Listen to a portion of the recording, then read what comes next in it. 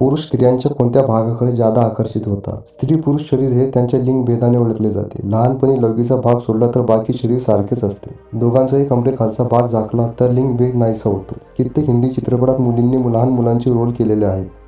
वयात आल्यावर मुलीचे शरीर अतिशय सुंदर गोंडस दिसायला लागते. छाती आणि नितंब चांगलेच फुगीर झालेले असतात. हाच तो शरीराचा भाग पुरुषांना अस्वस्थ करून जातो. भल्या भल्यांची झोप उडून टाकतो. कळी मिटलेली आहे तोवरच फुगा साबूत आहे.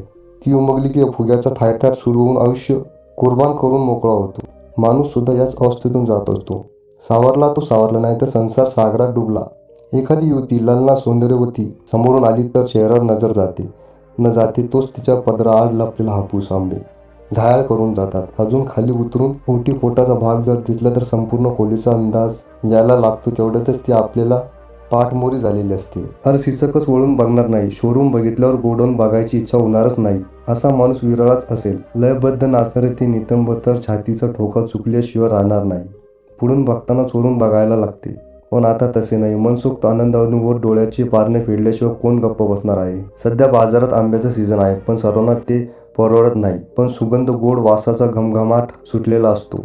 तो तर गरिबांना अनायासे मोहून टाकतो. तसंच काहीसा प्रकारसाठी उलटून गेलेल्या पुरुषांचा होतो. दुधाची तहान ताकतावर अगदी तसेच पाठमोऱ्या स्त्रीकडे बघून आनंद द्विगुणित करायचा बाकी काय तुमच्या लक्षात आले असेल.